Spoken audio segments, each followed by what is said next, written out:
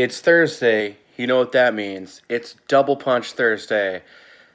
Oh, man. If you're like me, sometimes you just reminisce and you think about the days that you were in a classroom. All right, guys, I'm going to read Chapter 9 and Chapter 10 today. They are shorter chapters, so this is going to be a shorter video. I thought about adding the other two chapters and reading all four today and just finishing the book, but then I wouldn't have the book for tomorrow, and I would only read to you for 4 days. So I'm going to do 2 today, and then we'll finish it tomorrow. Chapter 9, Yankee Doodle. Aunt Matilda was sprawled across the rumpled bed. Her face was white as a ghost. "Is she dead?" Melody whispered. Before Eddie could answer, Aunt Matilda slowly opened her bloodshot eyes. "Of course I'm not dead," she wheezed. Eddie snickered. "She's too mean to die." Lisa touched his arm and said softly, "She looks pretty sick to me." Aunt Matilda grabbed her chest as she broke into a coughing fit. "Jasper," Aunt Matilda gasped. "Get in here. I need you." "She's finally done it," Eddie said. "She's gone completely bonkers." "Jasper," Aunt Matilda called again. Eddie touched his aunt's hand. "Uncle Jasper's no longer with us." "No." "He's not," Aunt Matilda coughed and pointed to the door. "I hear him." All I hear is somebody whistling Yankee Doodle," Howie said softly. Aunt Matilda nodded. "That's him. That's my Jasper." "I think she's had one double onion doodle burger too many," Eddie mumbled. "Not possible. I would eat several of those." "I think you need to call her doctor," Melody said. "No," Aunt Matilda screamed. "I can't afford a doctor." "You have to go to the doctor," Eddie said. "You're sick. Besides, Grandma says you have plenty of money." Aunt Matilda shook her head. "That's why you have to get Jasper. He has all the money. If you won't get him, then I will." Aunt Matilda threw back the covers and stuck out her skinny legs. She's getting up. "She's delirious," Eddie told his friends. "I'm calling 911. You keep her in bed." His friends could hear Eddie racing down the steps to the phone in the kitchen. Melody grabbed Aunt Matilda around her waist and wrestled her back into bed. "Hurry!" Melody screamed as she threw the covers on the old woman. "Your aunt is burning up with a fever. We've got to get her to the hospital." Picture.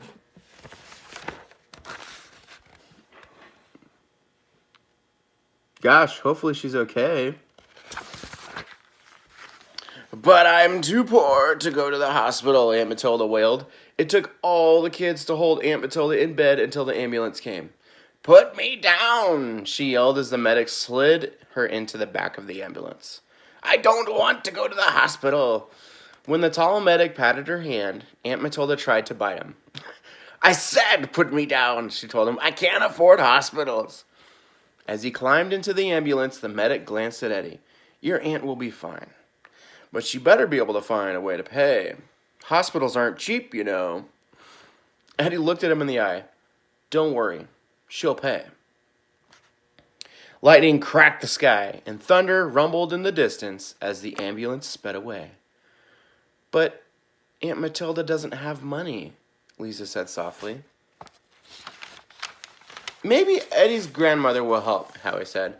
"Right now, we better make sure all the windows are closed and get home. I think those clouds are ready to dump 1 billion gallons of rain." Melody shivered and looked at the thick clouds. Then she glanced at the old house. "Look!" she screamed. "Look in the attic window!" Her 3 friends glanced up just in time to see the shadow of a man wearing a hat. "Oh my gosh!" Lisa screamed. "It's the ghost!" Chapter 10, Ghost in the Attic.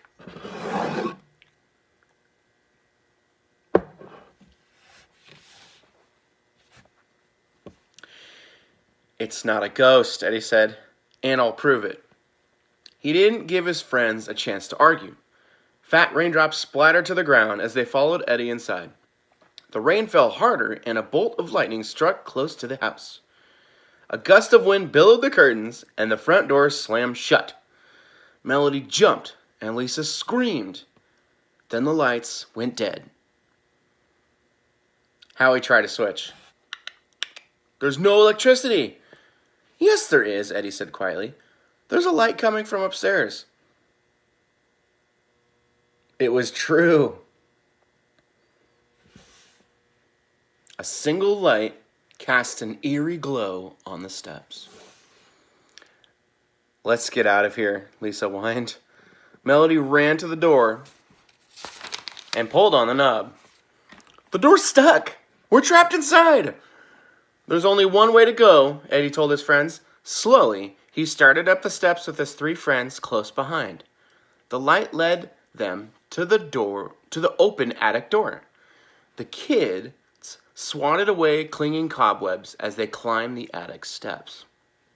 Melody grabbed Howie's arm. Do you hear that? All 4 kids stopped to listen. Creak, creak, creak. It's just the wind, Ed told her as they continued up the stairs. When they reached the top, he pointed to the ceiling. A single light hung down in the middle of the attic. It slowly swayed back and forth, causing eerie shadows all around. Why are there lights in the attic and nowhere else? Melody whispered. It's the ghost. Lisa whimpered, and thunder rattled the attic window. The 4 kids gulped and stared at the swinging light. Below the light sat an old trunk. Hey, that looks like the box we saw in our teacher's basement, Eddie remembered. Ooh, so that's in a different story. In a teacher's basement? What? I gotta find that one. It does, Melody agreed. We thought it was a vampire's coffin. Eddie nodded to the trunk. This one's long enough for a vampire, too. Do you think Aunt Matilda keeps vampires in her attic? So, the other book's about a vampire in a coffin, supposedly. Shh! Listen, Melody hissed. I think I do hear something inside the trunk. Lisa squealed and covered her eyes. It's a vampire and it's coming to get us! It sounds to me more like whistling, Howie whispered. It's just the wind in the old attic, Eddie said. Come on, let's find out what's in the trunk.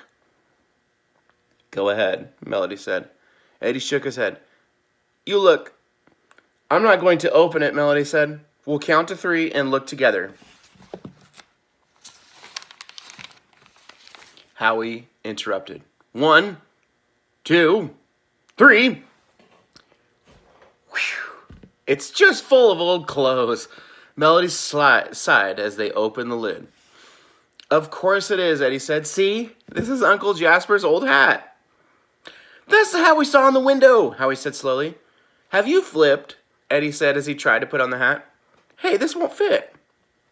It's probably because your head is so big, Melody giggled. No, really, look, something's stuck under the lining. Eddie told them. He took off the hat and tugged at the material. It was so old it tore with very little pulling. All the kids gulped when they saw what was inside the hat. And that's it, except for a picture.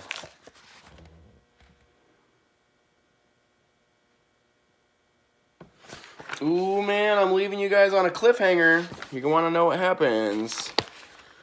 Oh, man. I'm not going to read it. I saw something, but I'm not going to say anything. Okay. All right. Well, I will see you tonight at 7 o'clock in our Zoom meeting. I emailed your parents yesterday around 4 or 5 o'clock. I gave them the link to the Zoom meeting. You can click the link, and then the session ID is on there, and the password is on there. If you click the link, all you need is the password. But if you go into Zoom on your own without clicking the link, then you'll need the session ID and the password. It's not too hard. Once you've done it once, it's pretty easy. Make sure you have someone around to help you, either a parent or a brother or a sister, grandma, grandpa, uncle, aunt. Okay? Yes, tonight we're just going to chat. We'll kind of leave it open-ended. I'll just see what you've been up to. We'll try to talk one at a time. It'll be really exciting at first, but then we'll kind of do a rotation like we do with the carpet in a circle, except for around the screen, basically. If you don't have a camera on your device, you can still listen in and watch. You can watch us, and you can still talk. It'll just have like a black screen for you if you have no camera that's showing you. I'll be on there, of course. When you go into your Zoom meeting, sometimes the audio is muted. So if you look at the bottom of the screen, once you're in the Zoom meeting, there's an option for muting your audio and unmuting it. Okay, so if I'm telling you, hey, if you're in tonight, and I see you and I'm like, I can't hear you, check your microphone, that's what you're going to check. You're going to check the bottom of your screen, touch it, click it, see if there's a microphone, and if it's muted, just click it. Okay? I'll also have my phone on me in my school email. So if your parents or whoever is helping you is having issues, they can email me. If they're having a hard time getting in, they can email me, and I will be able to have my Zoom meeting with you and check my email at the same time in case someone is having an emergency technical difficulty. Okay? Should be fun. 7 o'clock tonight. And yes, and then I will see you tomorrow as well for the last 2 chapters. What's inside the hat? What's in the hat?